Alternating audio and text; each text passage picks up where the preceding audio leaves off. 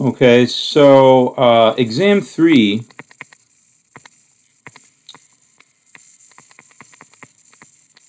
will cover sections 5.1 to 5.6. All right, so it's definitely the shortest of the covers the least amount of material of the 4 exams. But I can't announce the date yet, but I'll announce the date soon, probably next week that I'll announce the date.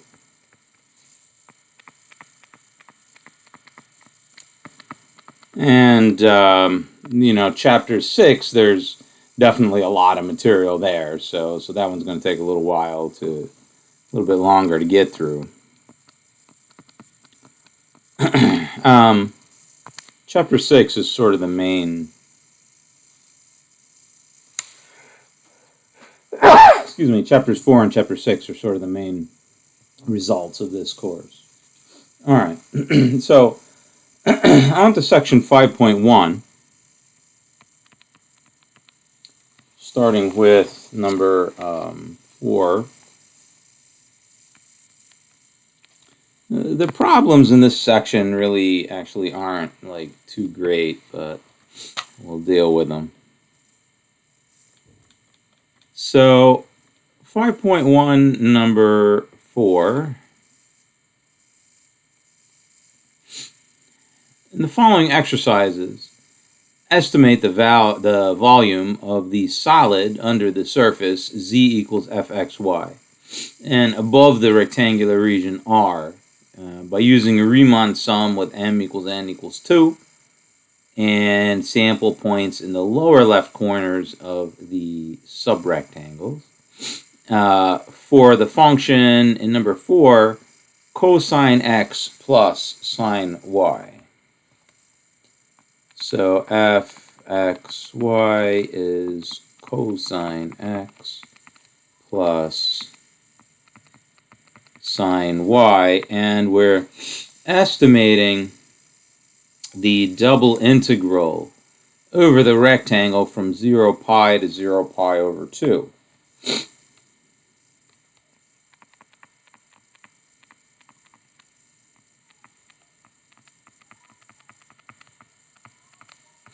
Over r equal to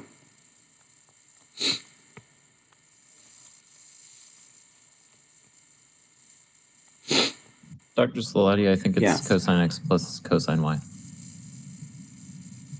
Cosine x plus cosine y, yeah. So 0, 0 to pi, and this one goes to pi over 2, and so this is the point pi over 2. And we're using 2 subdivisions for the x direction and the y direction. So this is pi on the x-axis, and this is pi over 4 on the y-axis. And we're supposed to be using the lower left-hand corner of each rectangle. Now, I usually use the upper right hand, but that's okay. So the lower left hand for rectangle 1 is here, rectangle 2 is there, rectangle 3 is here, rectangle 4 is there. Okay, so estimate this using the Riemann sum.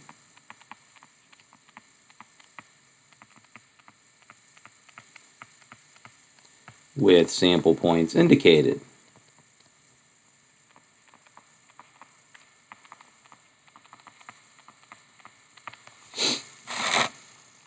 All right, so that's the double sum. I equals 0 to, well, it's not even right that. It is f x 1 y 1 delta a which is delta x times delta y, plus fx1 y2 delta x delta y, plus fx2 y1 delta x delta y, plus x2 y2 delta x delta y. And each time the delta x delta y, so delta x is pi over 2, delta y is pi over 4. So the delta x delta y is pi squared over 8. So this is f of 0, 0 plus f of 0 pi over 4 plus f of pi over 2, 0 plus f of pi over 2 pi over 4. And all of that times pi squared over 8. So cosine x plus cosine y, this number here is 2. This number here is 1 plus root 2 over 2. Plus this number is 0 plus 1. And then 0 plus root 2 over 2 times pi squared over 8. So altogether we get 2, 3, 4. So 4 plus square root 2 times pi squared over 8, which is approximately what?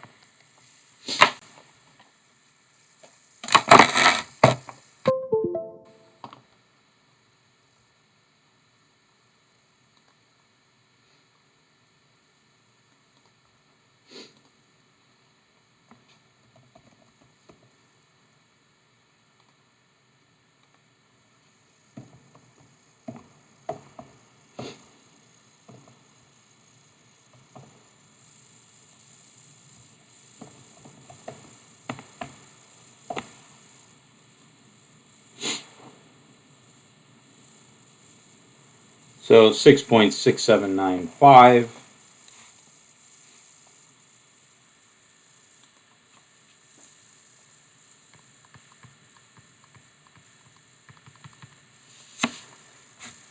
Right, and the actual value of this is what? Right, this is the estimated value, and I'm sure it's going to be a pretty rotten estimate.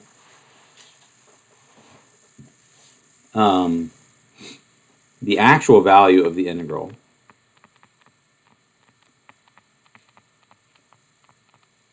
of the double integral over r f x y dA is, well, it's the integral from 0 to pi over 2, and then 0 to pi over 4, cosine x plus cosine y, and then this is dx dy.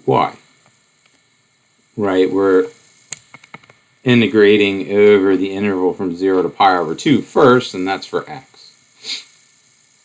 So this is equal to antiderivative with respect to x. Here we have sine x plus the antiderivative with respect to x. Cosine y, the antiderivative is just a constant. So the antiderivative with respect to x is just x cosine y. All that evaluated from x equals 0 to x equals pi over 2 dy.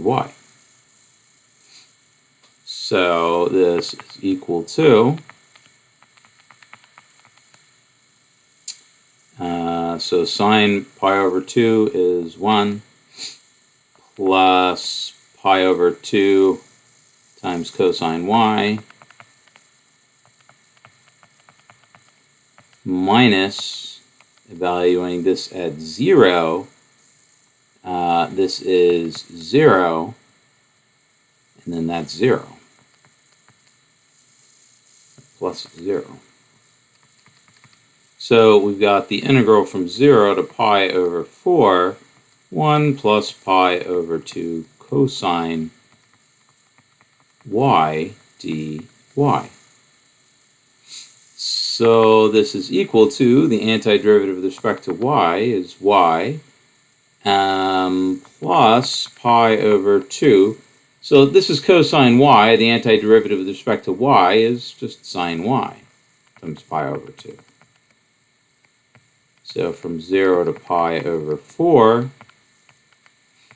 so this is equal to pi over 4 plus pi over 2 times sine pi over 4, so that's pi root 2 over 4, minus at 0, these are both 0.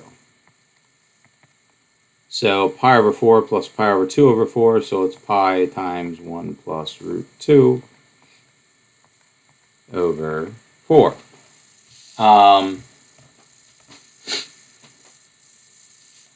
Which is equal to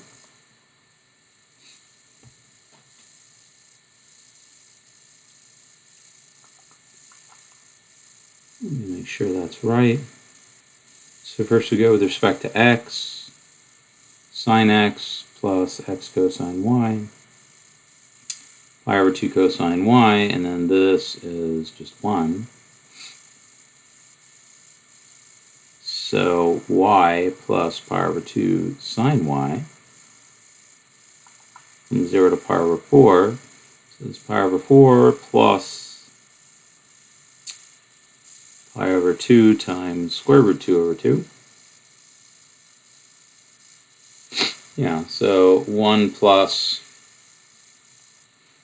square root of 2 times pi over 4.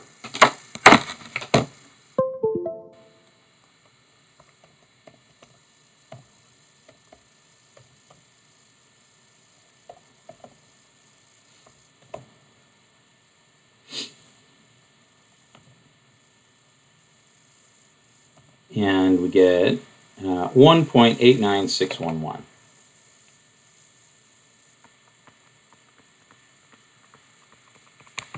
Right, so not a very good estimate. Why is it an overestimate? The estimate we made. So the estimate we got here, well, it's way off, isn't it? 6.6795. So 4 plus the square root of 2 times pi squared over 8.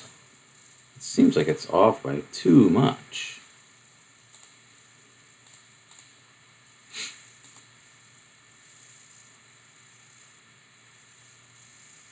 Huh.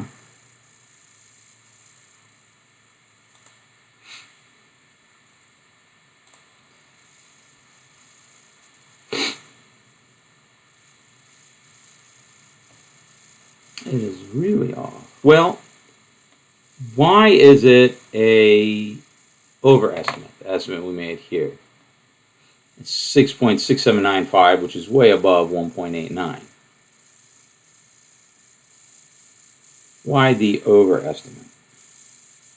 What can you tell me about cosine x and cosine y? Well, on the interval from 0 to pi over 2 and 0 to pi over 4, what's the deal with that function? Cosine x, cosine y.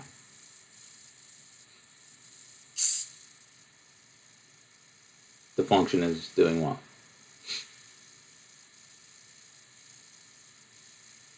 Doing what, the function?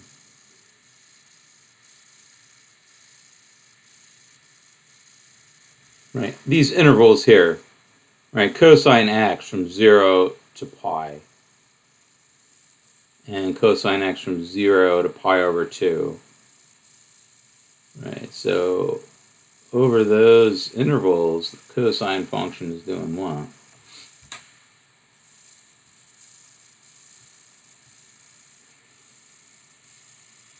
It's decreasing.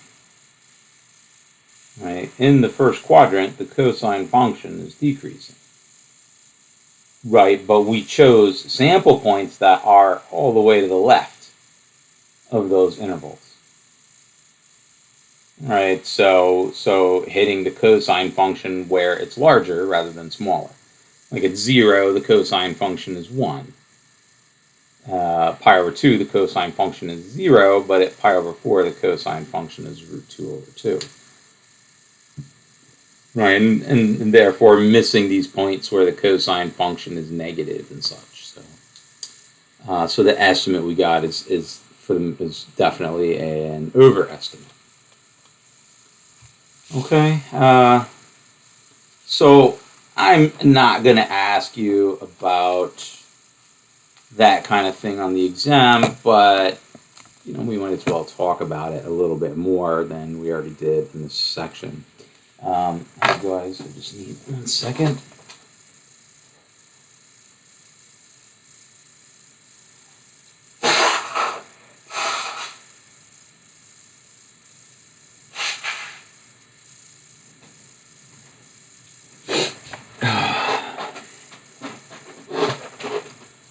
Alright, number 8.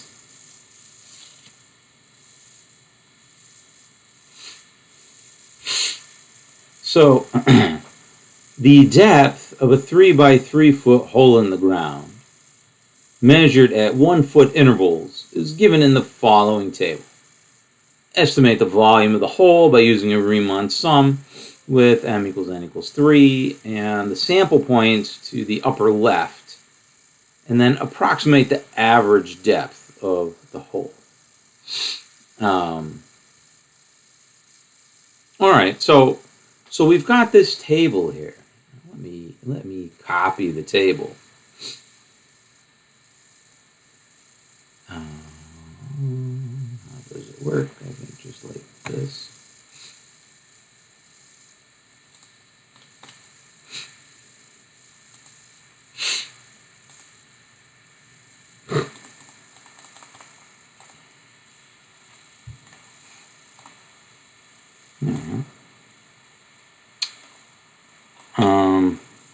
Edit.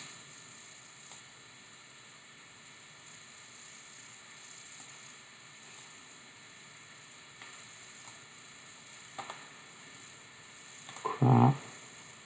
There we go.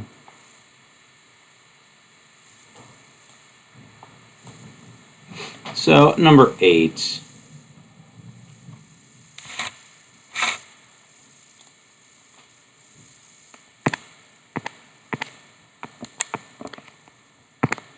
So we have that 3 by 3 foot hole in the ground, and the depth is measured at 1 foot intervals. So, well, apparently have a rectangular hole in the ground. Doesn't really say that, does it? 3 by 3 foot. Yeah, I mean, they're assuming it's square or rectangular. So at, the 0, 0 point, you got 6 feet, 6.5 feet, 6.4, 6, and all the way down to 7 feet, and so on and so forth.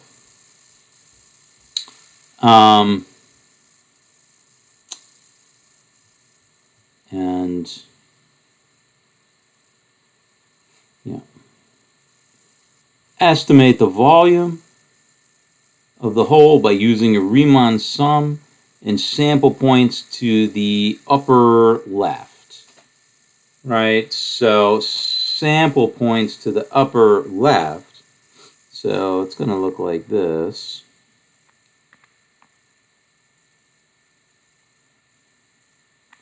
So 0, 1, 2, 0, 1, 2, 3, 0, 1, 2, 3. So we've got this 3 by 3 foot hole.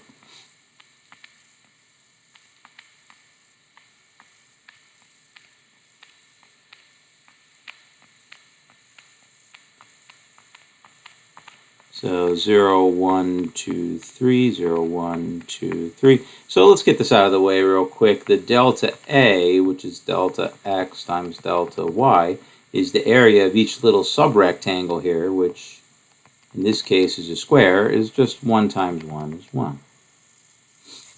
right? So now we're gonna, for these 9 squares, we're gonna use the upper left-hand portion of each square as the sample point.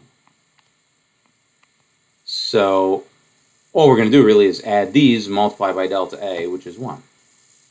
So which numbers we got here?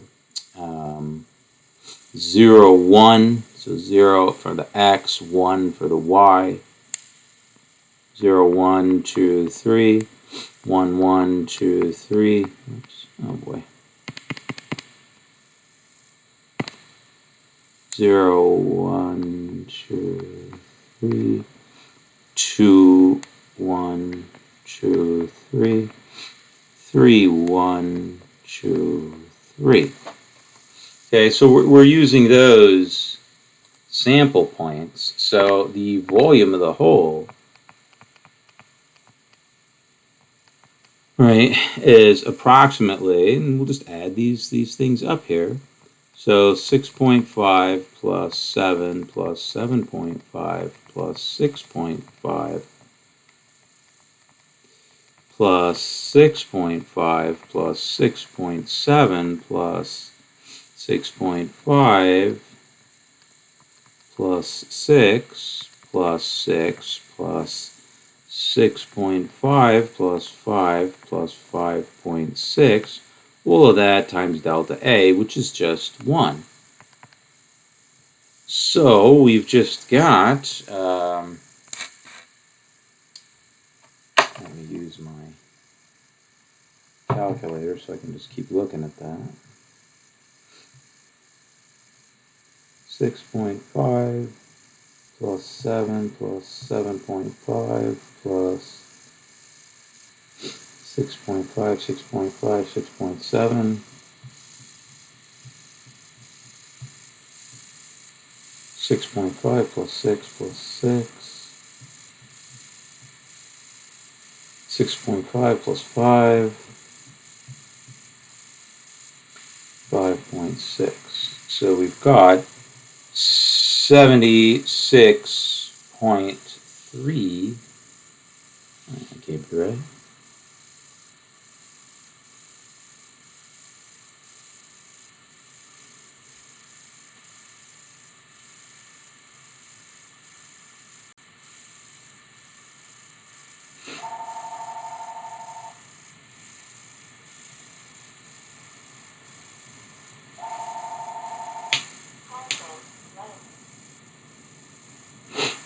Let me try that again. I got 76.3 feet cubed. So 6.5 plus 7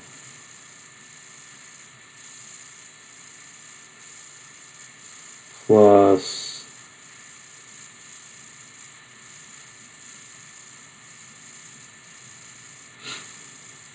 6.5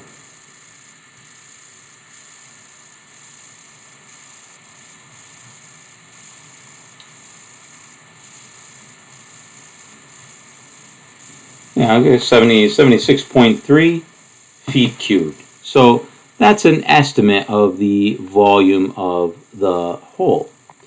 And now the average depth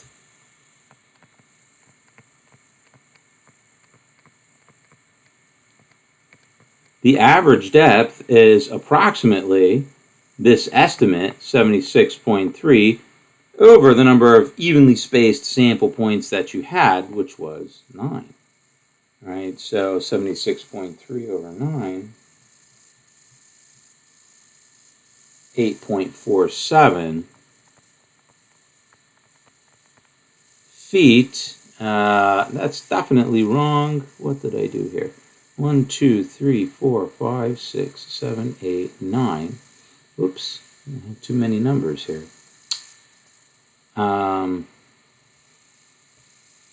Oh no, that's a 12. There's 1, 2, 3, 4. There's. I added too many. Which ones did I put? Oh, not these. Oh my goodness.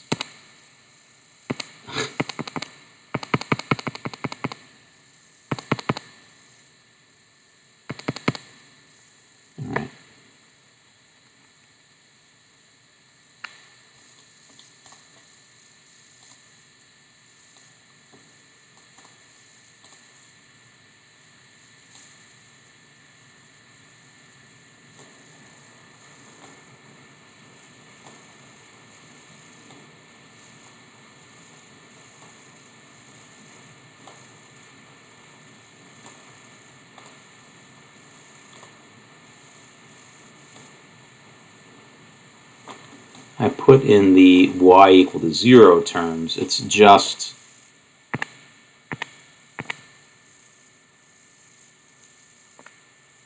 upper left.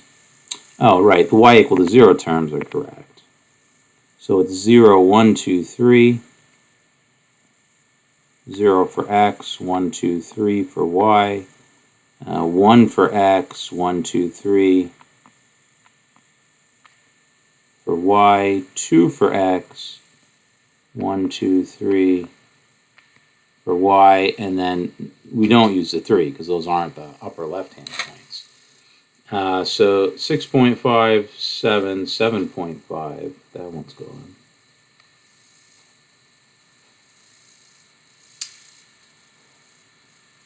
And then 6.5, 6.7, 6.5.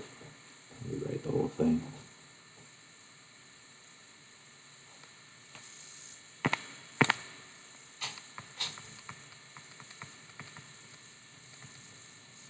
All right, 6.5, 6.7, 6.5.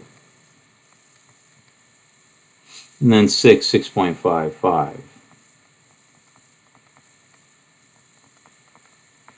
All that times delta A, which is 1. So 6.5 plus 7 plus 7.5 plus 6.5 plus 6.5 plus 6.7 plus 11 plus 6.5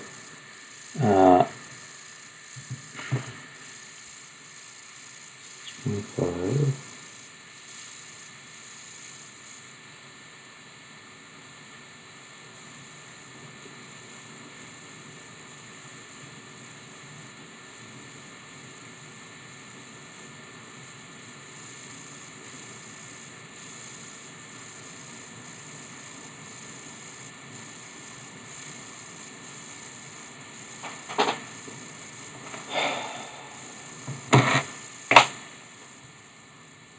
I keep coming out with different answers. 6, 6.5, 6.4.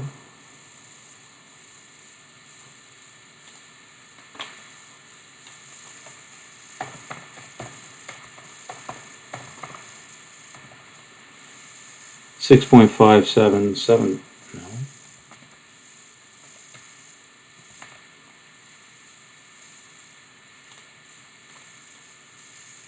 6.5 7 7.5.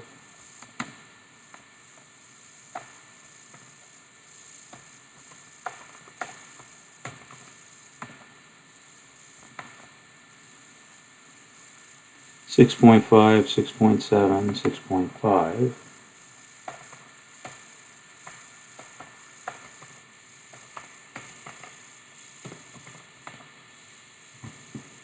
6 6.5 5.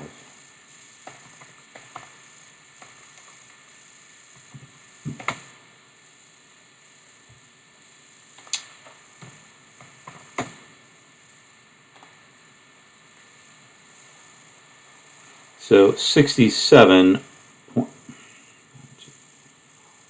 6, 7, 8, 9, 10. Out on Earth. 6.5 7 7.5. 6.5 7 7.5. 6.5 6.7 6.5.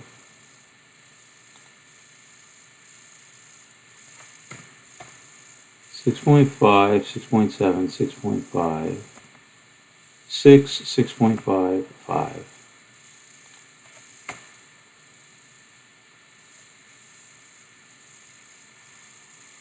58.2 feet cubed. So 58.2,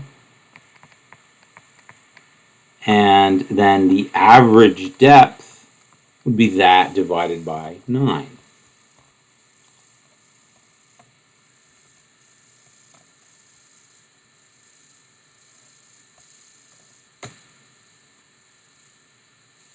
Uh, 6.46.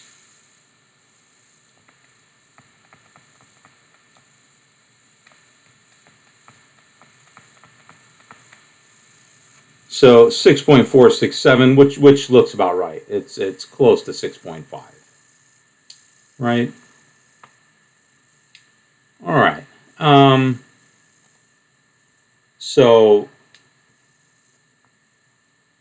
more about the average value of a function later. I mean, here the average value, it's clear, what the average value should mean. It's, this number of sample points you've taken divided into the sum of what the heights are above that. But for a function where you have more than just a chart of values, how does one calculate the average value of a function using integrals? Well, we'll talk about that later. So that was number 8.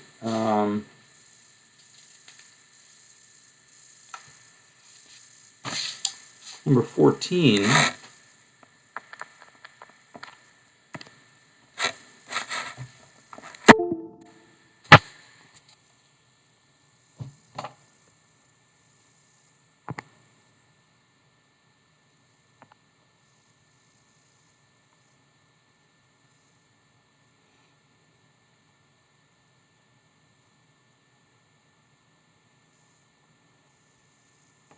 So in the following exercises, calculate the integrals by interchanging the order of integration. Again, we talked about, the order of integration when you're doing it over a rectangle, whether you calculate it dx, dy, or dy, dx. And it doesn't matter when you're talking about a rectangle. When you're talking about regions that have more general shapes, then there's this type 1 and type 2 region, in which case, depending on how you might be able to describe the region, tells you whether or not you can reverse the order of integration. But here it doesn't matter. We have the integral from 0 to 2 and 0 to 1.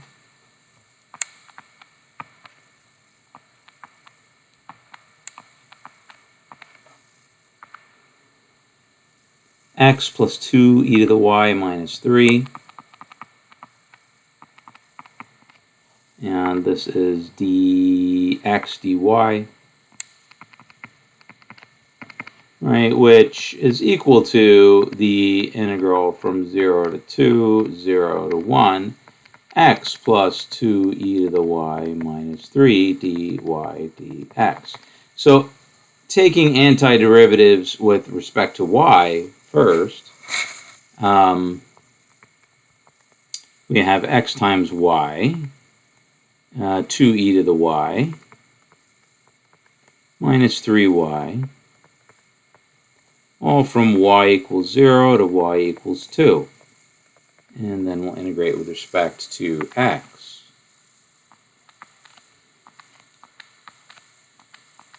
So at y equal to 2, you have 2x plus 2e squared minus 6 minus, and then at 0, you have 0 plus 2 minus 0 dx. So that's the integral from 0 to 1. And we've got, excuse me, 2x. And then this is all constants. 2e squared minus 6 minus 2. Excuse me. So the antiderivative now with respect to x is x squared plus 2e squared minus 8. X from x equals 0 to x equals 1. So that just gives me 1 plus 2e squared minus 8. Minus at 0, it's just 0. So 2e squared minus 7 would be the final answer here. And if you were to do the integration problem the other way, you would get the same exact answer. Reversing the order of integration would give you the same answer. But we won't do that here. We'll wait till the next section where, reversing the order of integration actually does something more interesting. Okay. Number 14, 18, 18, 24, and 26.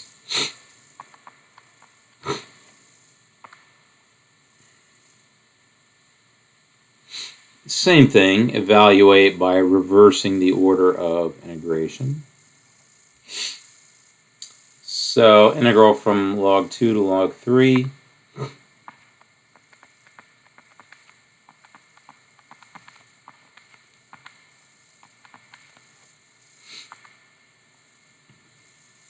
Integral from 0 to 1. E to the x plus y.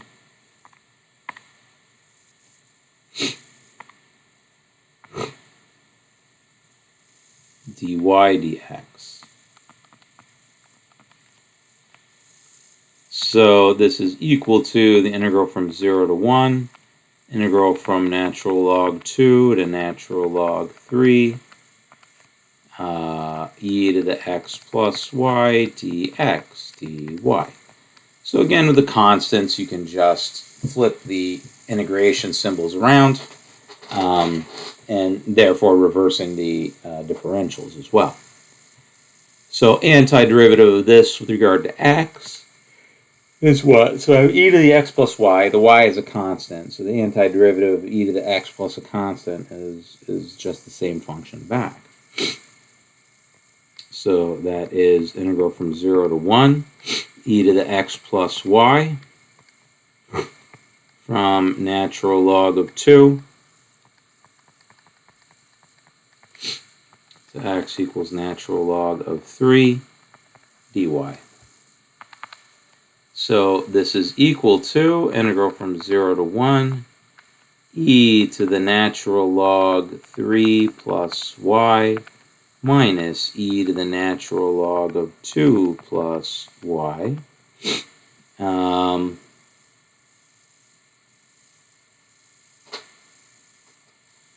E to the natural log of 3 plus y minus e to the natural log of 2 plus y dy. Antiderivative, e to the constant, so e to the y plus a constant. So antiderivative is just y to that constant. So this is e to the natural log 3 plus y minus e to the natural log 2 plus y. And we're evaluating this from y equals 0 to y equals 1. So at y equals 1,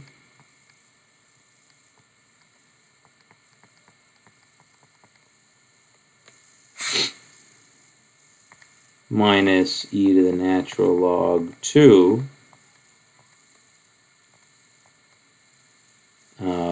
plus 1 minus at 0 e to the natural log of 3 minus e to the natural log of 2, and this time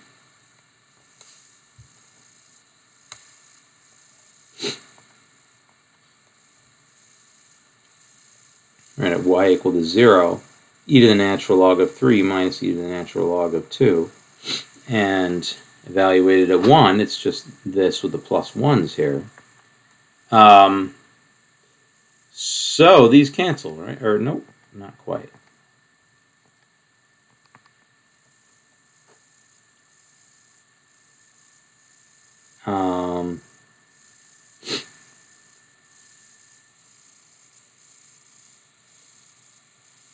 So we're subtracting these. Is there any way to sort of simplify that expression?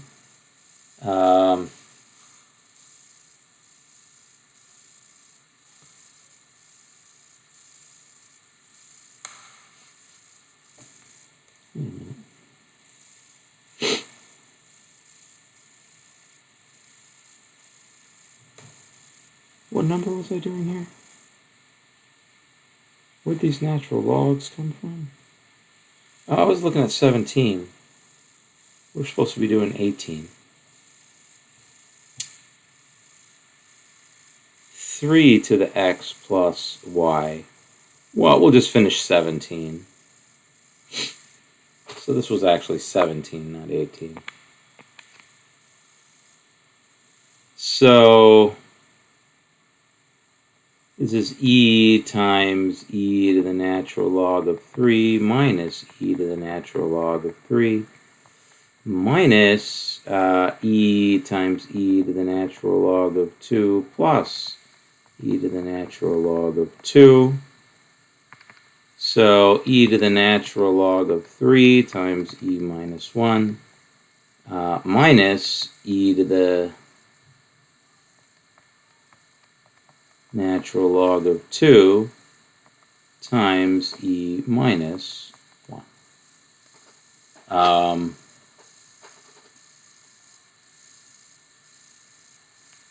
So this is e to the natural log of 3 minus e to the natural log of 2.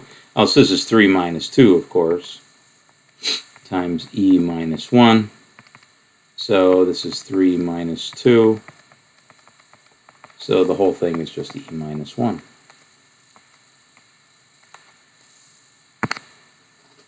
Okay, so that was number 17.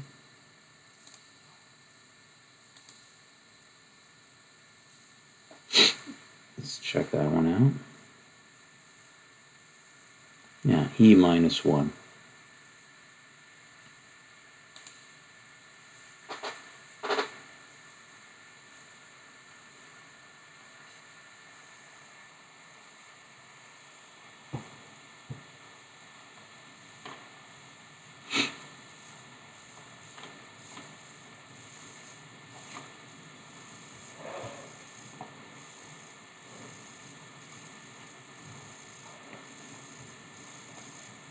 All right.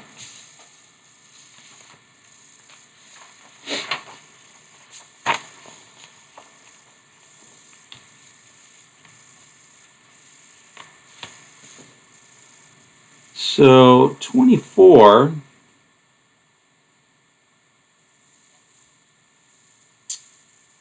we can omit that one. I don't want to go over that. That's no need to do that.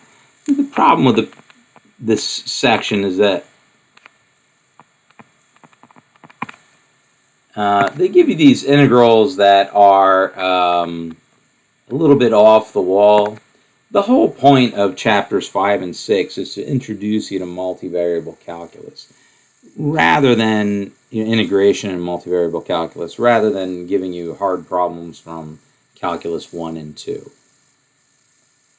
So problems that are difficult to find antiderivatives, we're not really going to do that in this class. So 26.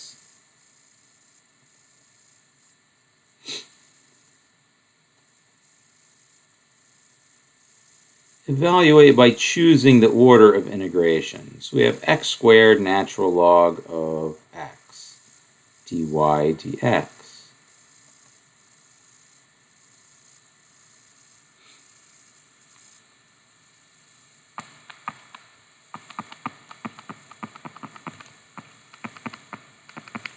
And the limits of integration are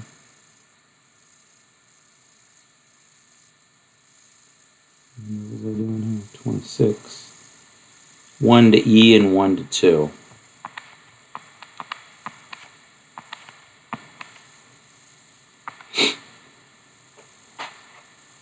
dy dx.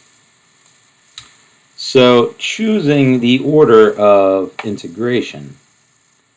Well, there are no y's at all inside there. So it would be easier to do the y first, because this is all just a constant with regard to y. There is no expression for y inside of that. Make sure I got the right one.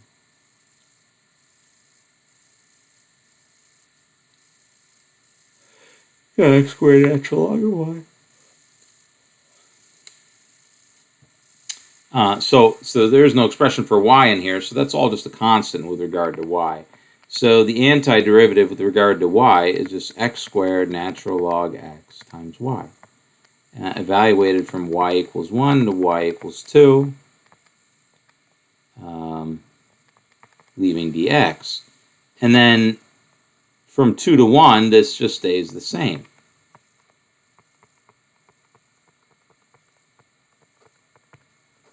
All right, so nothing really changed there.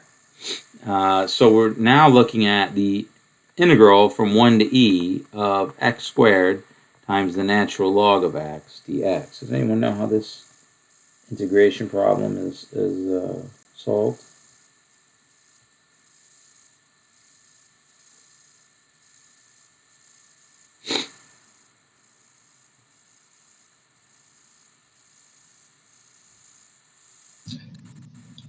Is this where you do, I think it's it's like the u times v minus... Yeah, integration by parts. Yeah, that's exactly. Yes. Yeah. You have to use the integration by parts. And with integration by parts, right, you had that ordering, sort of standard ordering that you use for picking the u and dv. So the first thing is logs. And after logs comes inverse trigonometric functions and then polynomials. So u and dv would be natural log of x and x squared. Du is therefore 1 over x, and v is 1/3 x to the third. So this is the 1/3 x to the third natural log of x, evaluated from 1 to e, minus v du, so that's 1/3 x squared,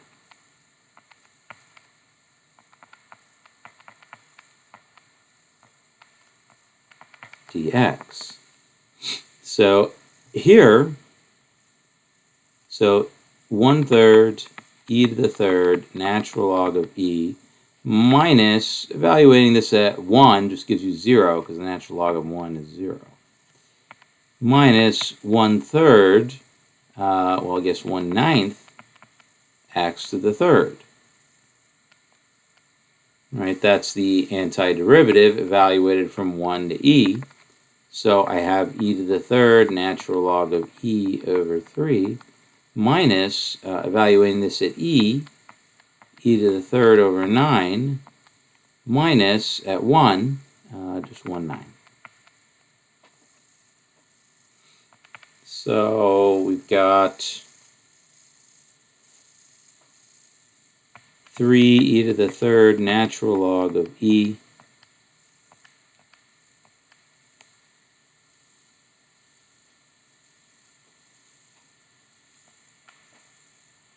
Yeah, 3 e to the third natural log of e over 9, putting that as a function over 9, minus e to the third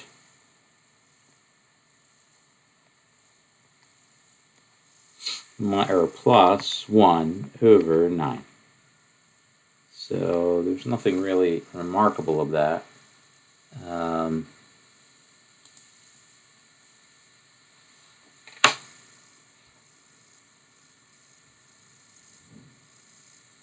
Yeah, there's no way really for that to simplify.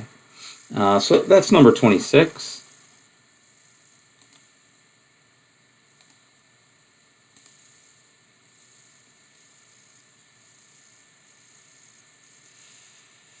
Thirty, 34, and 38.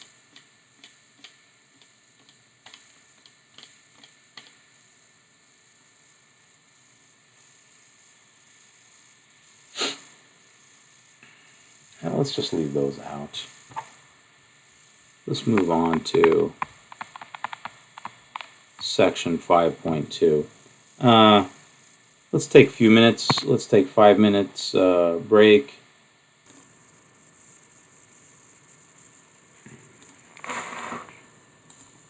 All right, moving on to section 5.2.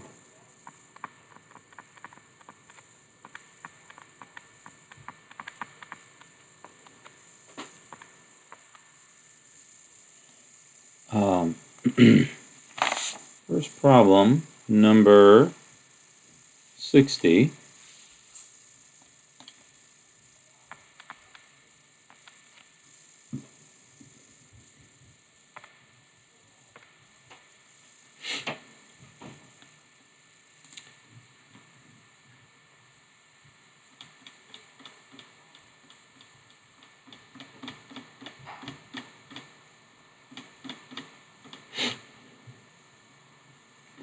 Alright, so we've got the region bounded by these two curves, and then x going from 0 to 1.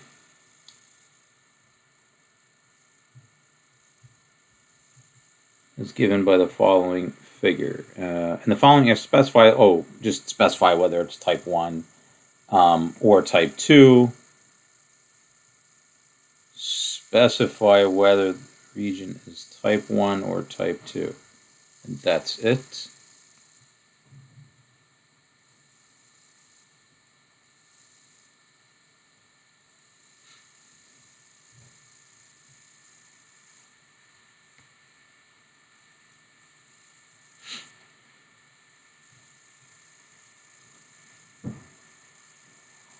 Well, yeah, in number 60, that's just you have the region 0 less than or equal to x less than or equal to 1.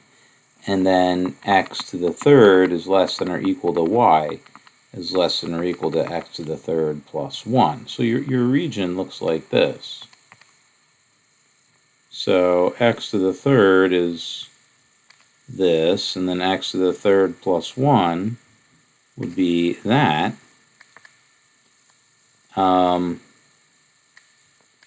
And the region is bounded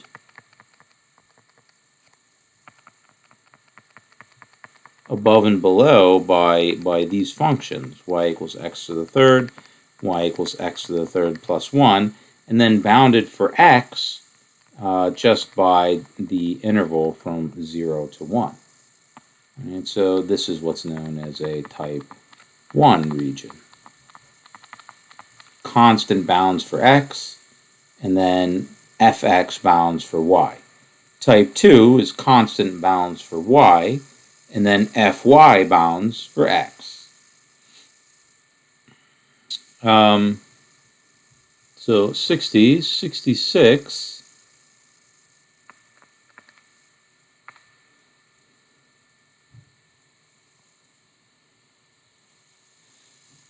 The region D bounded by x equals y squared minus 1 and x equal to square root 1 minus y squared is given in the figure.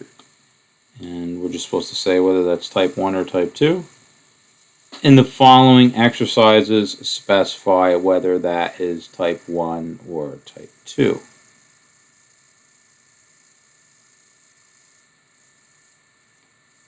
Wait, what is... In the following exercises, specify whether the region is type 1 or type 2.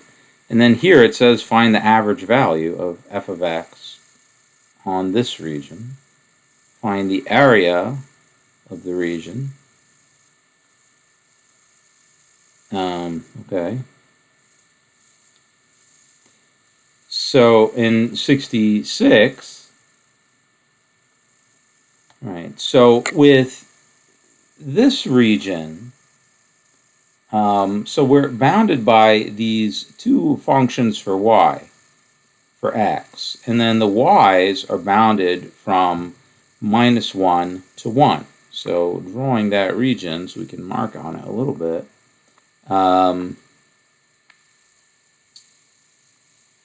So this is the parabola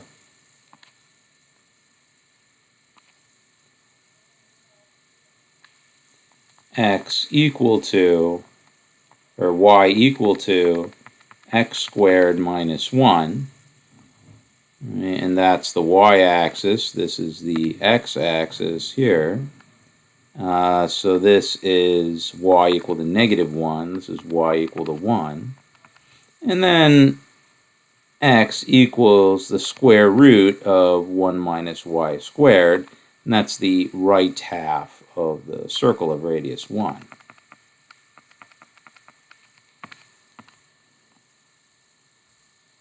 Okay, so specify whether this is type 1 or type 2. Well, you see that we've got y bounded by constants, 0 to 1. Right, so 0 less than or equal to 1, less than or equal to y.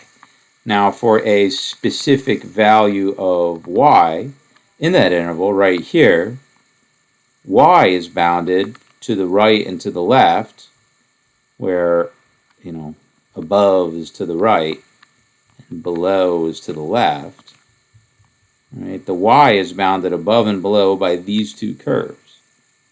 For this value of y, the x value is bounded to the right and to the left by these two curves defined in terms of x, or defined in terms of y.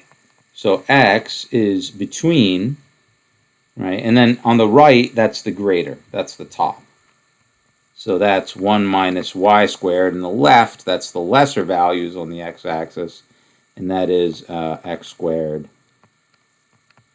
y squared minus 1.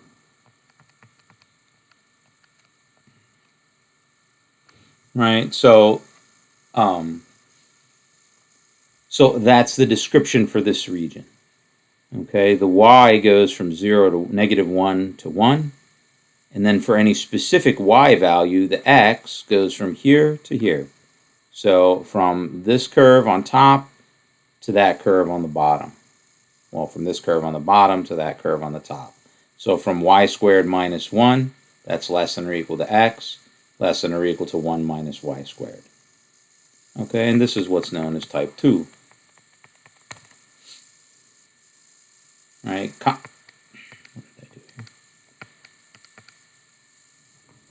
Constant bounds for y, minus 1 is less than or equal to y is less than or equal to 1.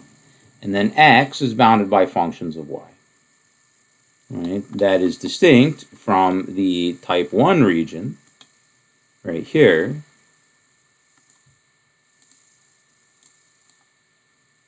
where in the type 1 region, x is bounded by constants, and then y is bounded by functions of x. Bottom function, less than or equal to y, less than or equal to the top function. So the bottom to top goes in the order of least to greatest, and then left to right goes in the order of least to greatest for x. All right. 66, number 74.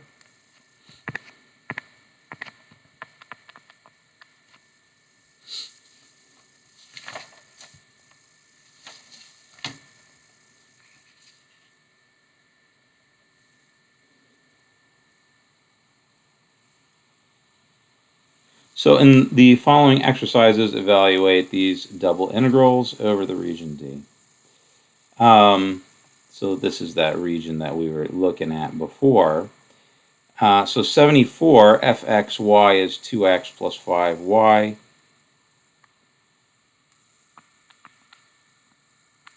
Or D, I guess.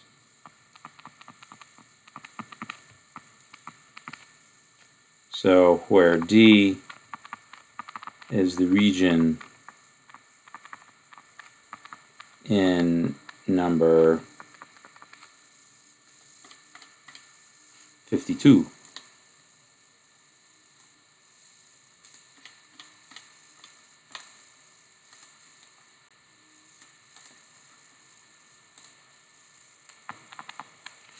All right, so with this region, you can't express it as type 2. Right? It has to be expressed as type 1. Right? I mean, if you tried to express this as type 2, anytime you're going to do that, type 1 regions are bounded by functions y equals f of x on the top, y equals g of x on the bottom. Now, if you're going to make it type 1, you have to find the inverse functions of these functions here. And, well, I think it could be done using cube roots. Well, Yeah, using cube roots, you could do it. It is doable, but the right and the left function changes. See that? If you take these horizontal lines, right, sometimes the right function is this cubic and the left function is the y-axis. Sometimes the left function is this cubic and the right function is this cubic. And sometimes the left function is this cubic and the right function is the line y or x equal to 1. Right, so it just doesn't lend itself to being described as a type 2 region. It could be done, but I think that's going to be a lot of hassle.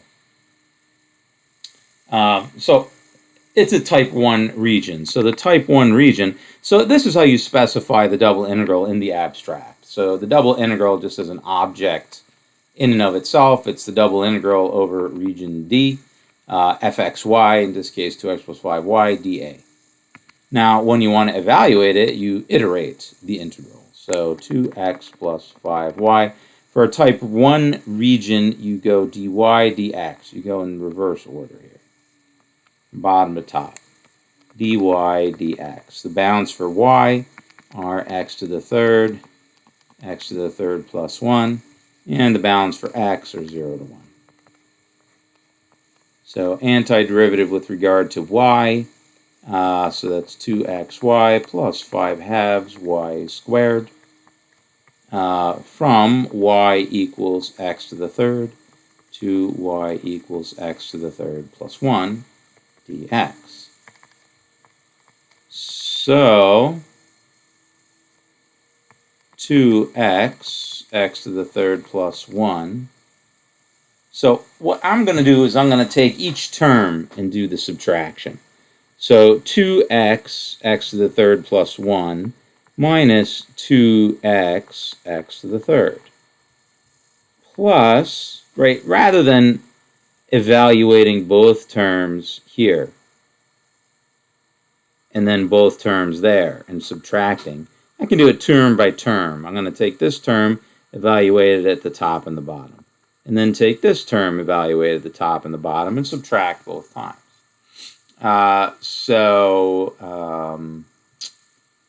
Using the 2xy, now the 5 halves y squared. So 5 halves x to the third plus 1 squared minus x to the 5 halves x to the third plus 1 dx. Okay, so that's a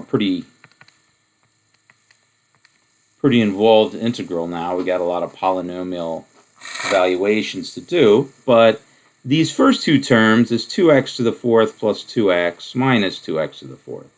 So you just get 2x plus 5 halves x to the third plus 1 squared, looks like that, minus x to the third plus 1 dx. So integral from 0 to 1, 2x, and then x to the 6 plus x to the third plus 1 minus 1. So those go away, dx. Okay, not too bad.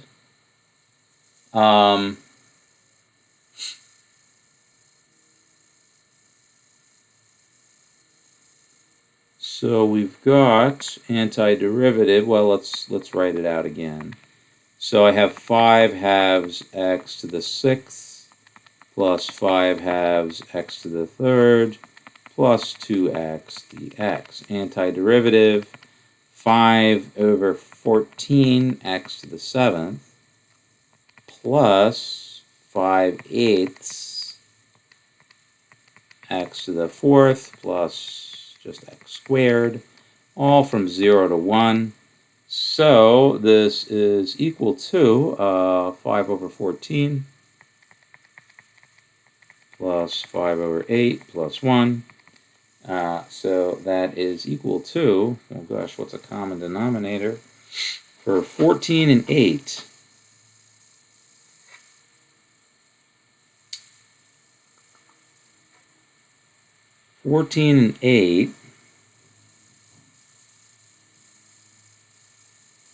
well, for 7 and 8 is 56. 14,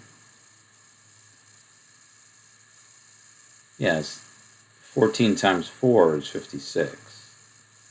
So that's 20 over 56 plus 35 over 56 plus 56 over 56. So 80, 91, 111 over 56.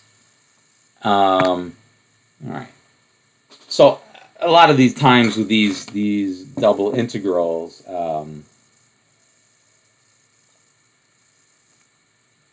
you end up, with these, with these like really long polynomial expressions, but doesn't seem like there was any way to avoid it there.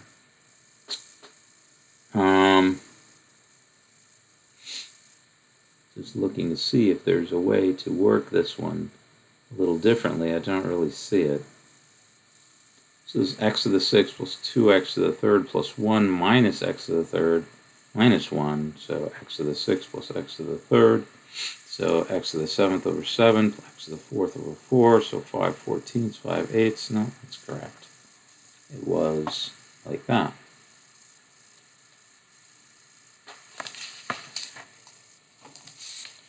Now, if it was a region that could be expressed also as a type 2 region, then you could evaluate it a second time looking at it as a type 2 region.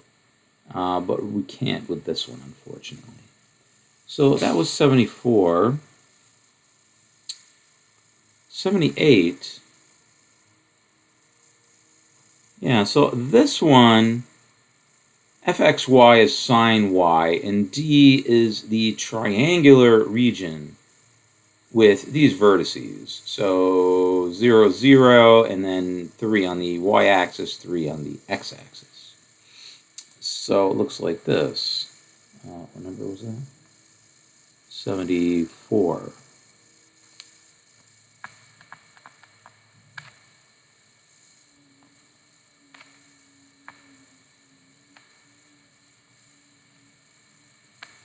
So here is the region, D. Now, what is this line right here? What is the equation of that line?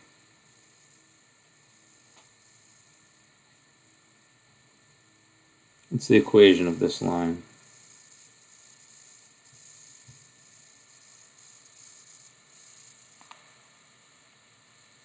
With x and y intercept 3.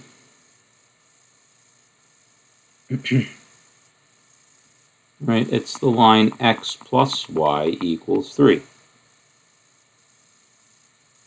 Right, so there's two ways to describe this region. As a type 1 region, right, we have x going from 0 to 3. And then you have y, right, so x went from 0 to 3.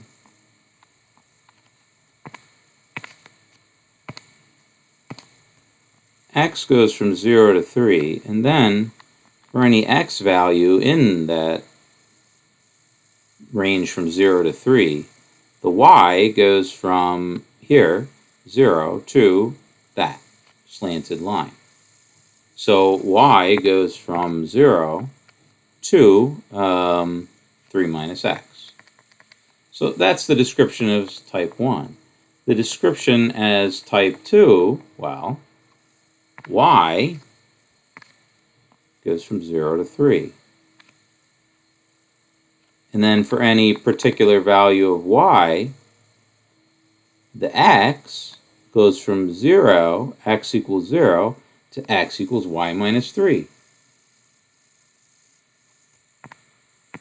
So we have 0 less than or equal to y less than or equal to 3. And then x goes from 0 to 3 minus y. Right, so this one is described as type 1 and type 2, like that. So we can evaluate the double integral of sine y. Just fxy is sine y. So let's evaluate the double integral over d sine y dA using both descriptions and type 2 and see that we get the same answer.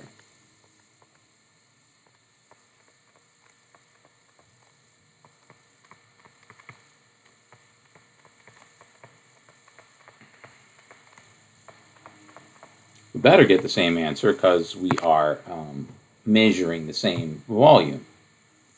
Right, it's the volume of the solid under the surface, z equals sine y, the volume of the solid under that surface and above this triangular region.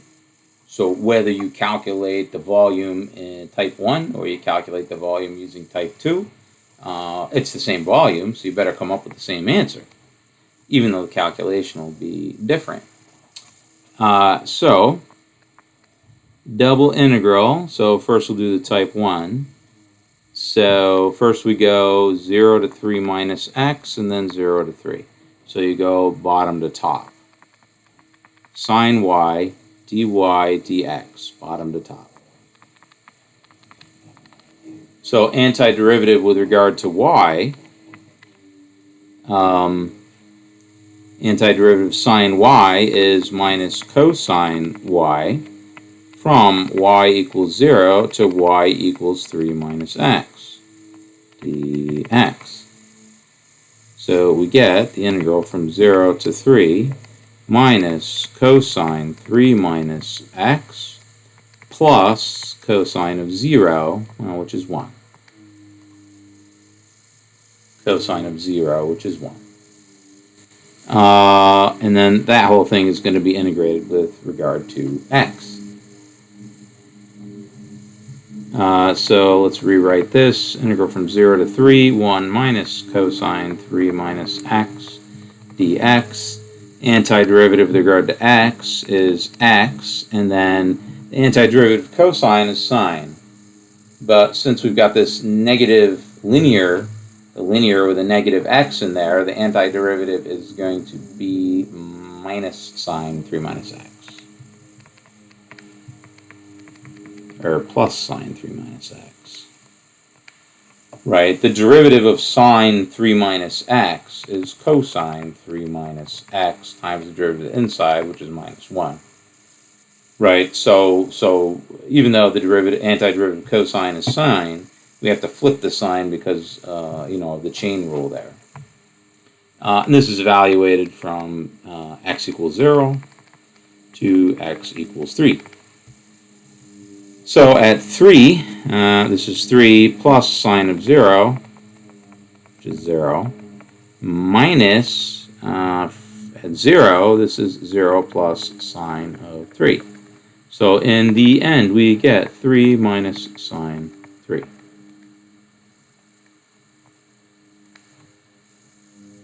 All right, calculate it using the region's description type 2. So the region's description type 2, 3 minus y to 3, or 0 to 3 minus y, and then 0 to 3, sine y, right? You go bottom to top, dx, dy.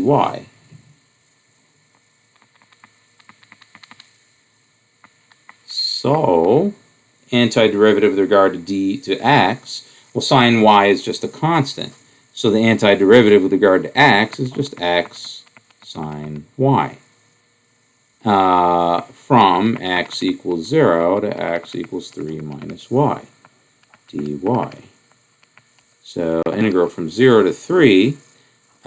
So 3 minus y. sine y minus at 0, you just get 0 dy. So this is the integral. Let me go down over here. From 0 to 3, 3 minus y sine y dy. How do we do this antiderivative? It's a polynomial times a trig function. Polynomial times a trig function, again, uses integration by parts. Okay, even though, this region can be described as type 1 and as type 2. The type 1 description might be preferable, because the integration problem didn't use any techniques beyond a simple U substitution. Whereas here, you're going to need integration by parts. So the calculation goes quite differently here. But still, it's just integration by parts. It's not that bad. So U and dv, trig functions are chosen last, typically. So first you pick the polynomial, and then the trig function, sine y. Du is minus dy, and v is antiderivative sine y is minus cosine y. So this is u times v. So y minus, so I'm going to absorb that negative here. Y minus 3 cosine y. So I absorb that negative into the 3 minus y. And that's evaluated from 0 to 3. Minus antiderivative v du, it's just cosine y dy. So evaluating this at 3 and at 0, well, at 3, this is 0. Minus, at 0, this is minus 3 cosine 0. So this is minus 3. Minus, evaluated at 0, so minus 3 times cosine 0 is 1. So that's going to be a plus 3. It better be a plus 3. Minus antiderivative of cosine is sine y from 0 to 3. So this becomes 3 minus sine of 3 minus sine of 0, which is 0. So 3 sine 3, or 3 minus sine 3, same answer as before. Right?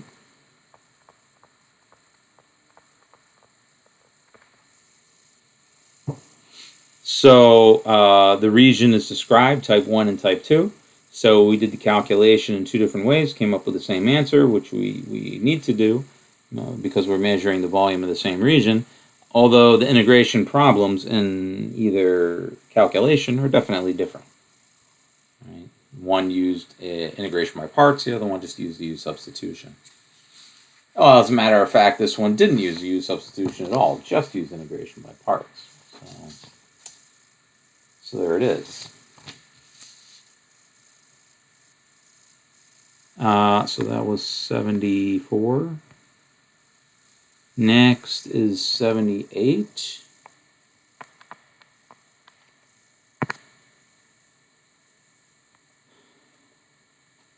Oh no, that's what we just did. Wait, that was 70. This was 78. I labeled it 74. That's 78. Next is 80.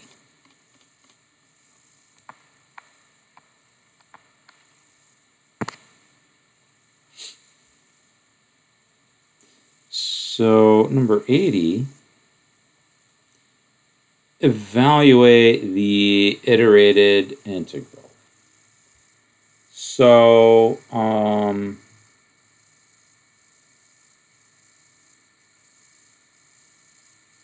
they just give you the iterated integral. They're not giving you, they're not saying to reverse the order of integration. But let's evaluate it 2 different ways. Not that I want you to do that, like in an exam. in an exam, if I wanted you to reverse the order of integration and do it both ways, I would say. But here, I mean, let's just do it because, you know, we might as well. We're at the learning stage here, so we might as well take the time and do it. So integral 0, 1, and then 2x to 3x.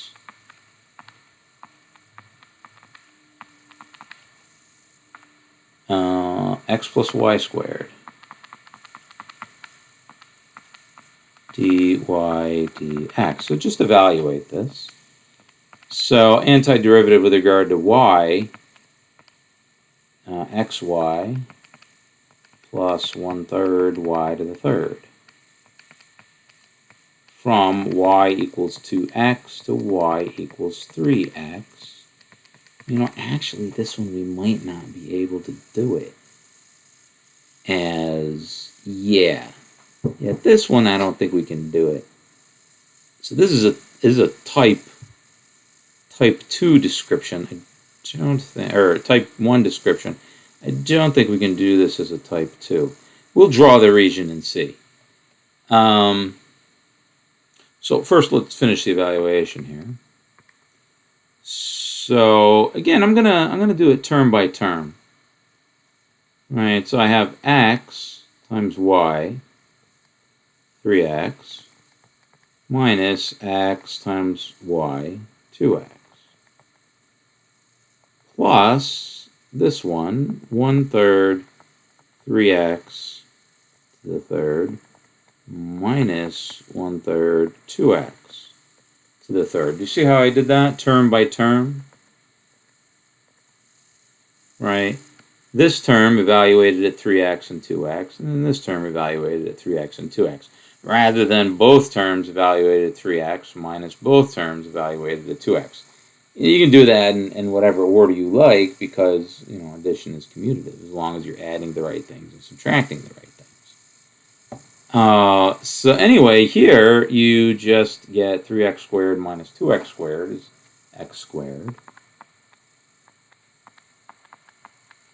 This one is 9x to the third over 3. So 3x to the third minus 8/3 x to the third. So x squared. So this is 9/3 minus 8/3. It's plus 1/3 x to the third. Antiderivative 1/3 x to the third plus 1/4, 1/12 x to the fourth from 0 to 1. So this is 1/3 plus 1/12 minus 0.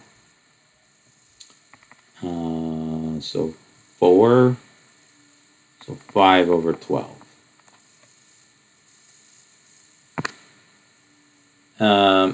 Notice the region, so let's draw this region over which this iterated integral is calculated is as shown. Well, 0 to 1 for x. Right, 0 to 1 for x, and then 2x to 3x for y. So we draw the, so here's 3x, and here's 2x, and then here's the 1.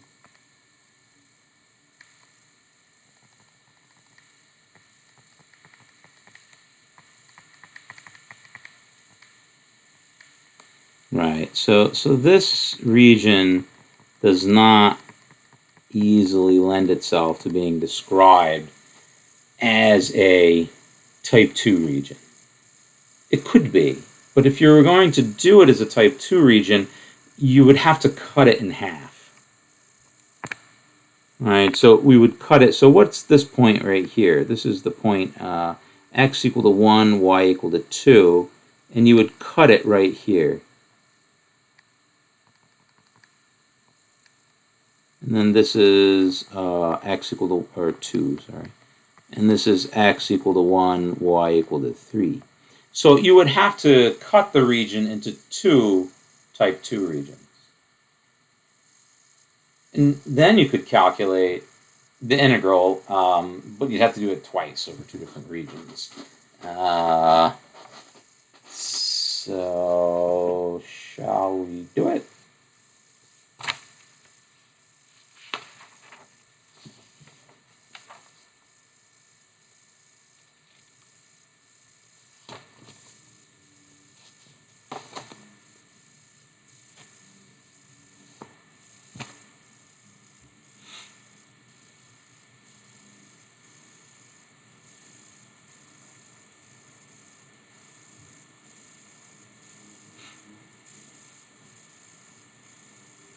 Oh, this is not right. Excuse me. It's 27 over there. It's a 9.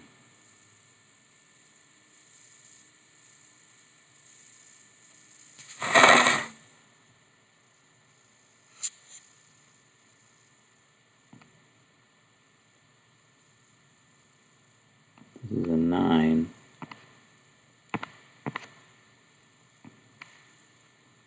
Right, 27 over 3 is 9. So that's 27 thirds minus 8 thirds is 19 thirds. So this becomes 19, or that's 1/3. And then 19 over 12.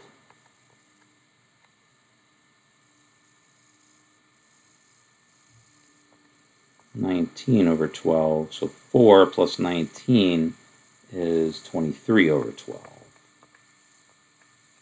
So the fraction there is kind of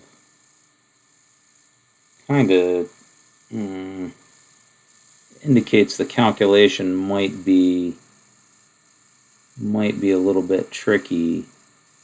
So we would do x and then y. Let's take a look at this. So to describe this region,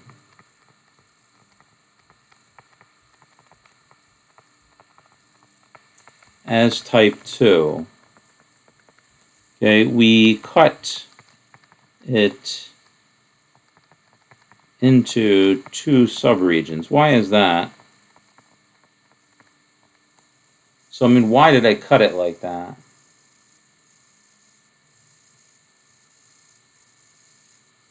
Right, the first region, 0 is less than or equal to y is less than or equal to 2. Right, so 0 is less than or equal to y is less than or equal to 2.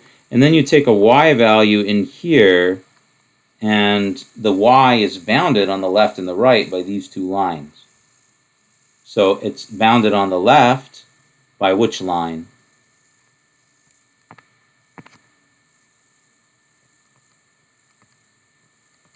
Right, I take this y here. X is bounded on the left and the right.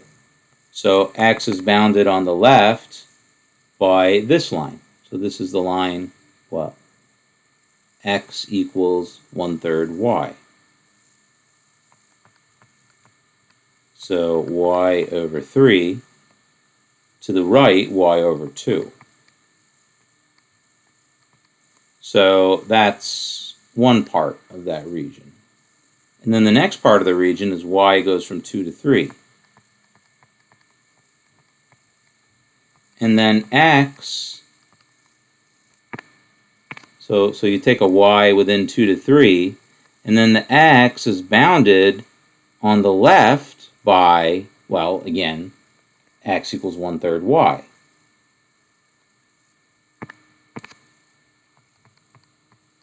But on the right, it is not bounded by the x is a half y.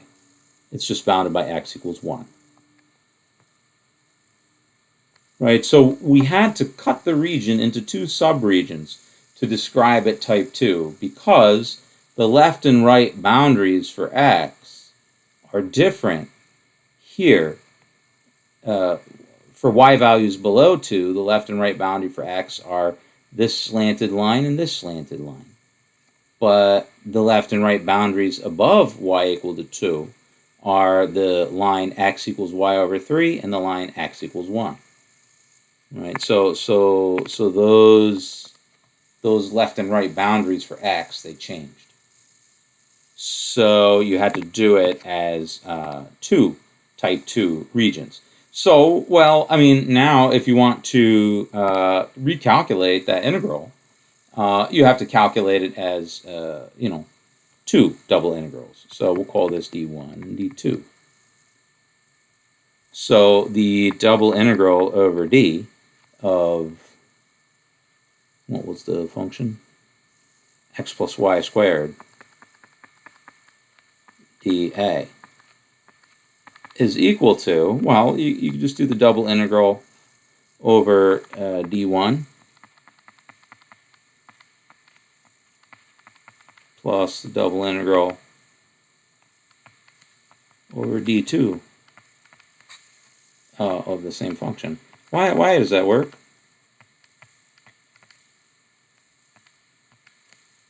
Why can I do that?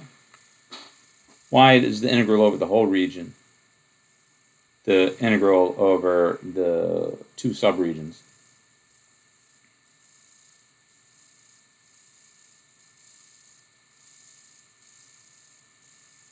Why is that? Why is that true?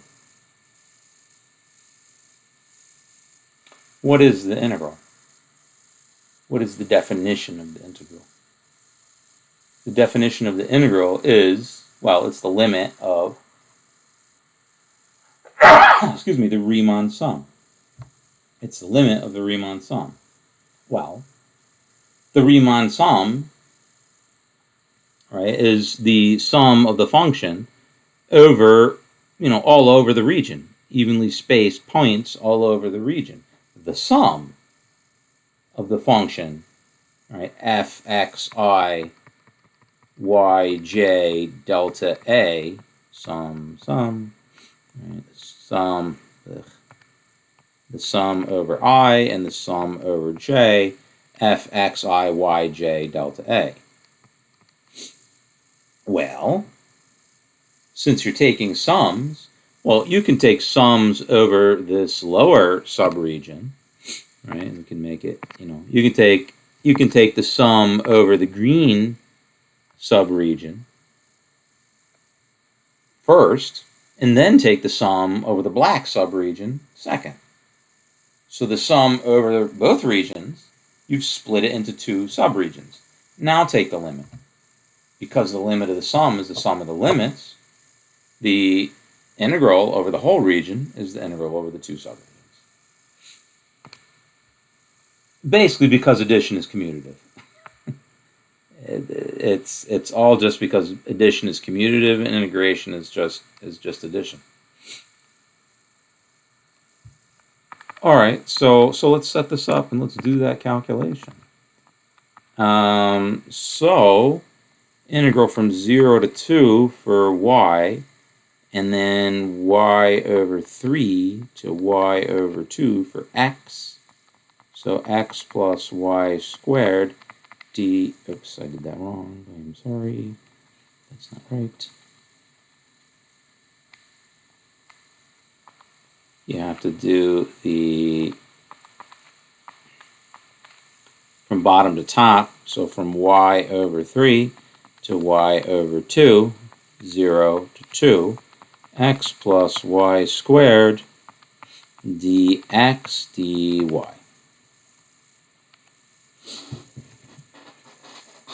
Plus the integral from 2 to 3, and then y over 3 to 1, x plus y squared dx dy. All right.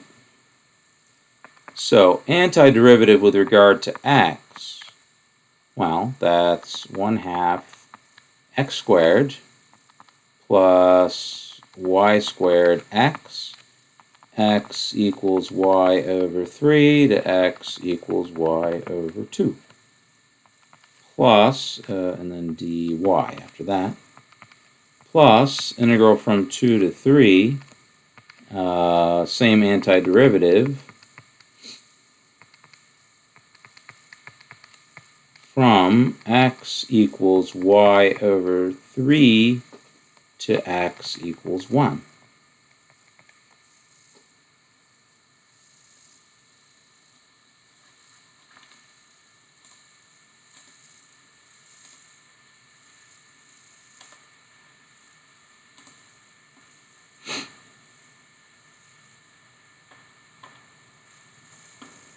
All right, so integral from 0 to 2.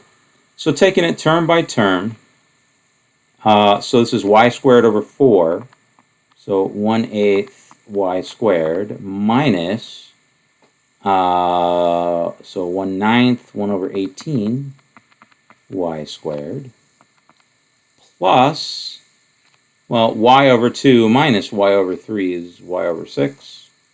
All right, 1/2 minus 1/3. 3 minus 2, yeah, that's 1/6. So y to the third over 6 dy plus integral from 2 to 3, so 1/2 minus 1/18 y squared, and then 1 minus y over 3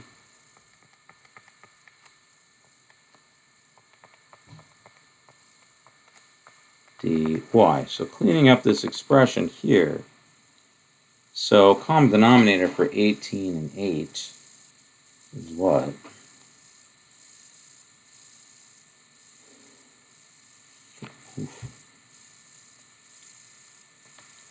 So 18 is 2 times 9, so I got to multiply by 4. Multiply this by 9, so 72. Yuck. So 9 over 72.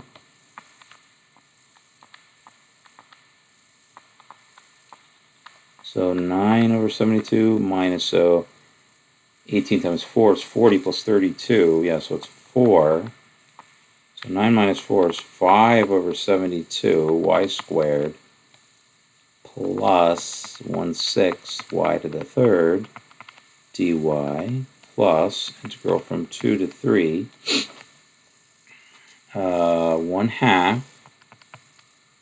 So y squared minus 18, so minus 17 over 18, or plus 17 over 18, y squared. And then minus y to the third over 3.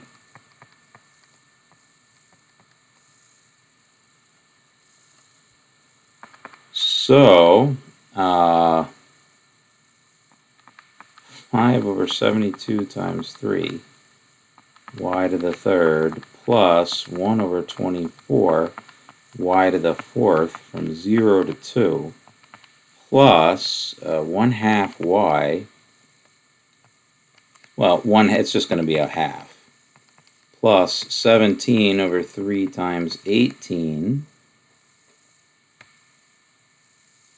y to the third, minus 1 over 12 y to the 4, y equals 2 to y equals 3. So this is 8 times y to the third. So 2 to the third is 8. So 40 over 72 times 3 plus 16 over 24 plus 1/2 plus, so at 327, oh my goodness, 17 times 27 over 3 times 18 minus 81 over 12. And then at 4, so 17 times 8 over 3 times 18 minus 16 over 12. Now that is terrible.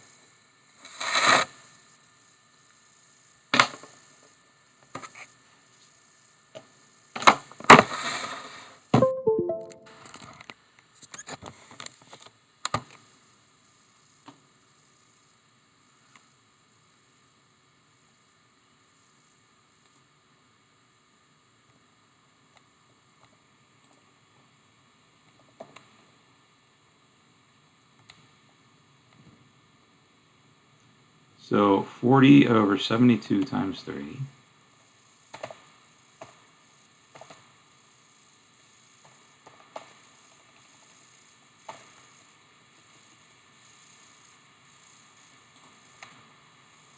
Plus 16 over 24. Plus a half. Plus 17 times 27.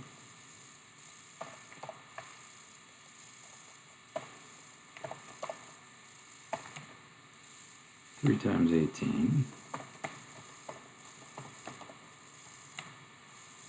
Minus 81 over 12. Minus 17 times 8.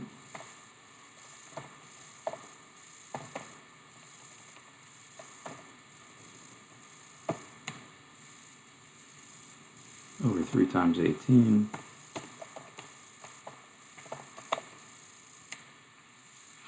Plus 16 over 12.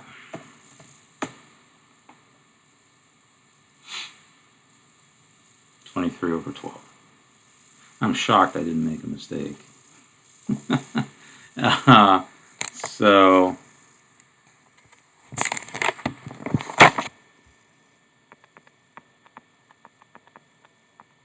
all right, that's what we got. That was it 23 or 21 over 12? 23 over 12. Same answer as before. So that was probably not.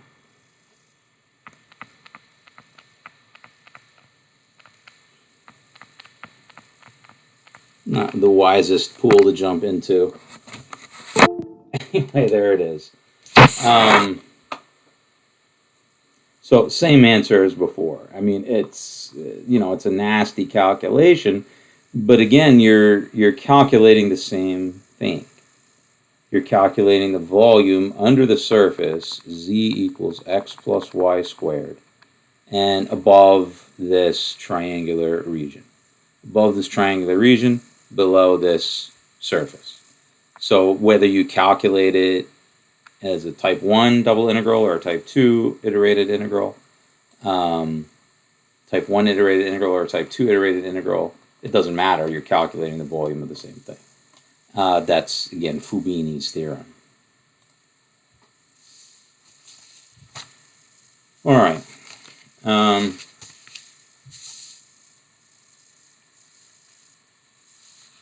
So what else? What's next?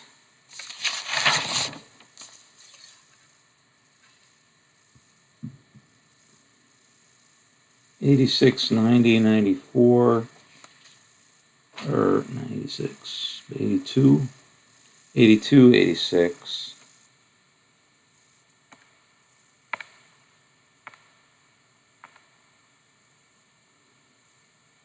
'82, let's leave that one out.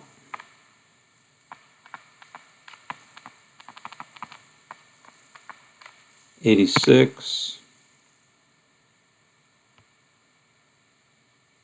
Let D be the region bounded by y equals 1 minus x squared and y equals 4 minus x squared and the x and y axes.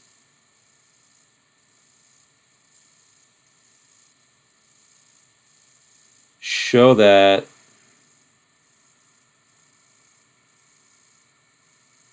so again, this is one that is divided into two regions. So what have they got here?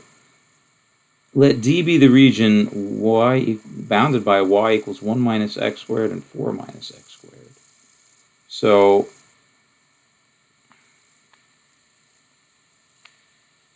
y equals 1 minus x squared looks like this. And then y equals 4 minus x squared. Whoops.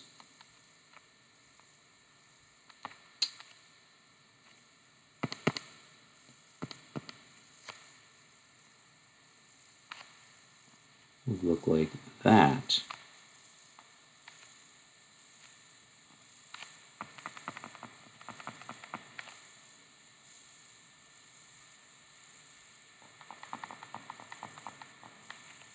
So bounded by these two curves, and the x and y axes. So I guess that's what they mean there.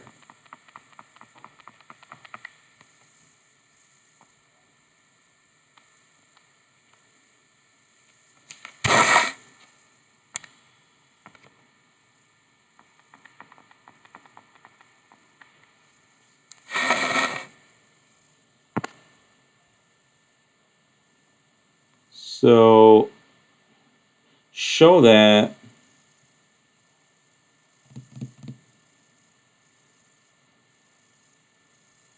integral from 0 to 1 and then 0 to 1 for x and then 1. Oh, right. Yeah. Right. So this is 1 and then this is 2. So as a type 1 region, you can't describe it as a type 1 region on its own, because for x between 0 and 1, the upper and lower boundary are these two parabolas. The upper boundary is the 4 minus x squared, the lower boundary is the 1 minus x squared.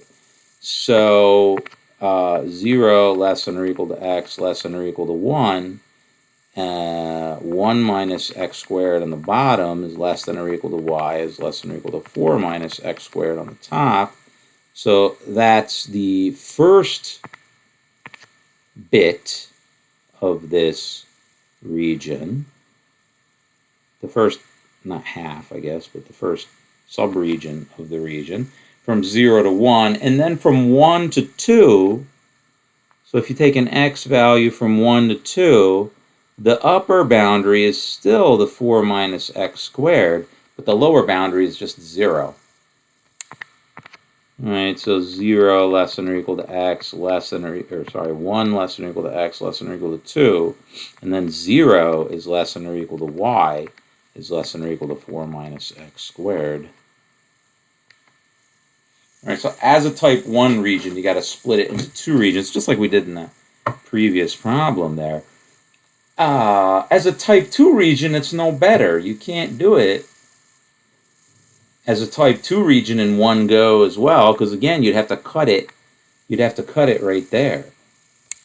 Right? I mean, if you tried to do this as type 2, right, the left and right boundaries here are one thing, and the left and right boundaries here are another thing. And so again, you gotta cut this thing. So as type 2, it's no better. So that's a nasty region.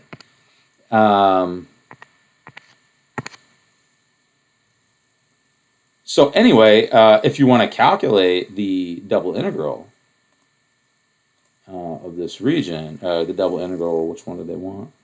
So 86, calculate the double integral over x, or double integral over d of x. So that's tight. That's part A. Part B is the double integral over d of x dA. So it's the double integral over d1 and d2.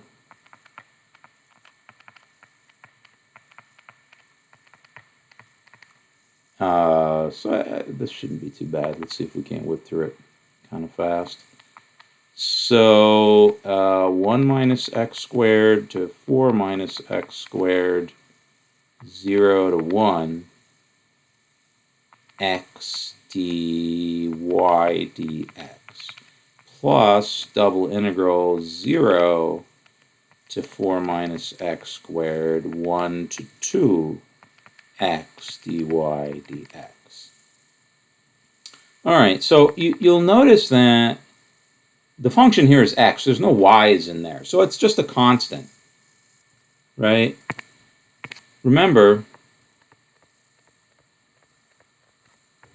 the integral from a to b of a constant k dx, right, is just k times the length of the interval. It's just k times b minus a. Little shortcut here, right? Because it's just the area of this triangle, right? Here's k, or rectangle. Here's k, here's a, and here's b. Right? So this area here is just k times b minus a, so base times height. right? So here you've got that exact same thing. X is a constant with regard to y, and then you just got these boundaries, right? So you just subtract the boundaries. So just a shortcut that comes in handy, because you don't always have all the variables present, right? So this is just x times the difference of these two things. So it's just 3. So it's just 3x. Right, it simplifies that task tremendously. Right, it's x times 4 minus x squared minus 1 minus x squared. 4 minus x squared minus 1 minus x squared. So the x squareds go away. You just get 4 minus 1. So it's just 3x. Plus, okay, so that trick comes up a lot. Here, integral from 1 to 2, so here again, it's just 4 times the difference here, but here the difference is 0. So it's that. So it didn't get completely trivialized there, but almost. So 3x, so 3 halves x squared from 0 to 1, plus this one's integral from 1 to 2, 4x minus x to the third. So this one is just 3 halves, plus, so this is 2x squared minus 1 quarter x to the fourth from 1 to 2.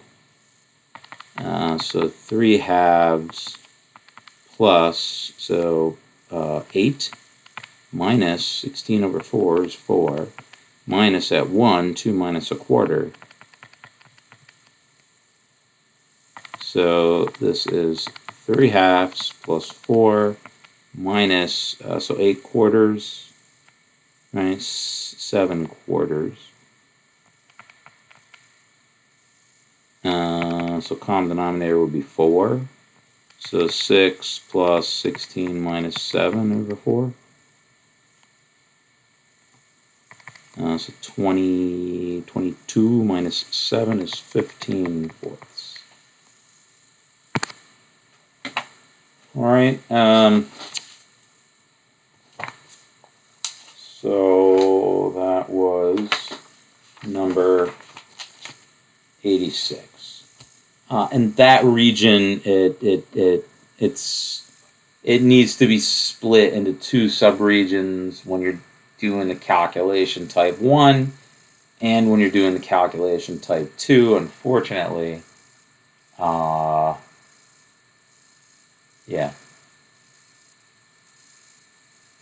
right, because the top and bottom curve from 0 to 2, from 0 to 2, from 0 to 1, the top and bottom curve are the 2 parabolas, and from 1 to 2, the top curve is the parabola, the bottom curve is just y equal to 0.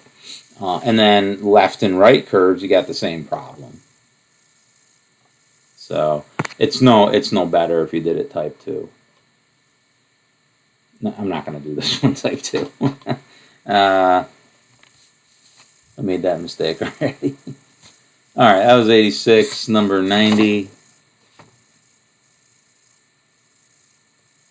90, 94, 90.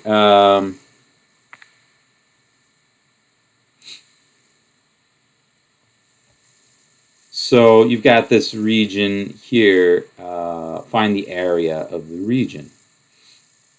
So in general, when you're talking about double integrals, the area of the region D is the double integral of 1. So what number is this? 90. So in general,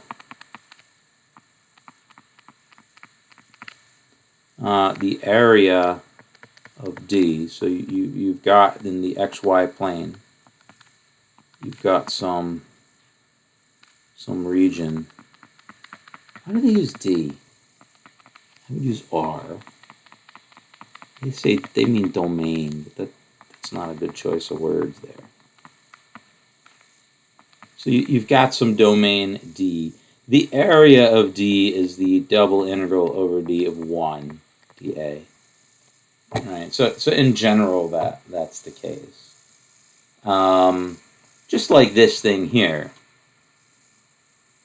If you want the length of the integral from a to b, it's the integral from 0 to 1 of 1 dx.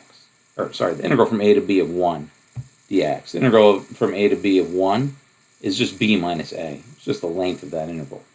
I mean, it's actually an area. It's the area of the rectangle of height 1, but that turns out to be just, whatever the width of that rectangle is. Same thing here. I mean, a double integral is a volume calculation, but it's the volume of the solid that has this thing as the base and has thickness 1. Right? So you get this just sort of, amorphous region D, and you're just making it into a solid whose thickness is 1 and has this as its profile.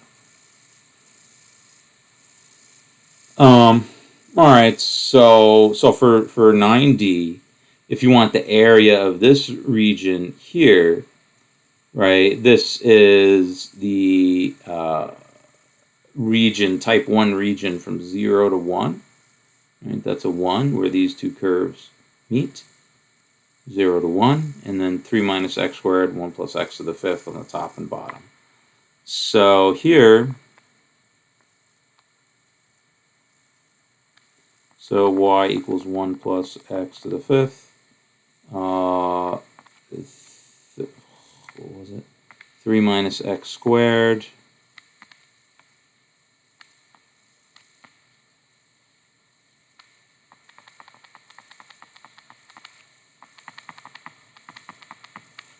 All right, and we're trying to find the area of this thing here. Now, of course, in Calc 2, you would have done this by doing the integral of the top curve minus the integral of the bottom curve, or the integral of top minus bottom. But that ends up being the same thing when you iterate this guy. And then, of course, they meet at 1, because if you set them equal to each other, well, I mean, at 1, at x equal to 1, this is 2, and that's 2. Right? So at x equal to 1, these guys meet. So this is 0 less than or equal to x less than or equal to 1. 1 plus x to the 5th on the bottom, less than or equal to y, less than or equal to 3 minus x squared on the top. So the area is the double integral over d of 1 dA. But that's the iterated integral of the bottom curve to the top curve, and then 0 to 1 for x, 1 dy dx. So this is 1 dy. So there's no y's there. So it's just top minus bottom. Right? It's just top minus bottom. It's the constant times b minus a. But that's exactly the sort of thing that you did in Calc 2. So that's integral from 0 to 1 of 1 plus, oops, I have these backwards now. 1 plus x to the 5th, 3 minus x squared. So that becomes 3 minus x squared minus 1 plus x to the 5th dx, right? Top curve minus bottom curve, integral dx. So with a type 1 region, it reduces to, or type 2 region, it reduces to that thing that you did in Calc 2. So here, what do we have? Minus x to the 5th minus x squared plus 3 minus 1 plus 2. So this is minus 1/6 minus 1/3 plus 2. So 6 plus 1/3, 2/6 plus 1/63, so it's a half. So 2 minus a half, so it's 3/2. So the area of that region there, this bullet shape here, is 3/2. Okay. So that's all for today. So next time we'll finish up section 5.2, move on to 5.3, which is double integrals in polar coordinates, and then maybe get on to 5.4. So we'll get through this chapter pretty fast, I think. We really want to have time for chapter 6. this chapter should be no sweat for you. Okay, we're not going to do any tricky integration at all. It's just setting up doubles and triple integrals. Okay, so nothing too tricky here. The only thing that might be kind of tricky is trying to decide how to describe a region, especially these three-dimensional regions with triple integrals, how to describe those regions. Although with a little practice, that's easy enough to do. 6 point, so chapter 6 uses double and triple integrals, but it sets up all kinds of new integrals, these vector integrals and these three-dimensional integrals, and they're really, really neat. And you measure it's not just measuring areas anymore. It's not just measuring volumes anymore, or even centers of mass, none of this boring stuff. You really start calculating some cool stuff, like, you have, work calculations and vector flux calculations and all kind of stuff. It's really nice. Okay. All right. So we'll see you next time. So watch the video. I'll send out an email, but watch the videos on section 5.3 and 5.4. Okay. Have a good night, everyone. Thank you.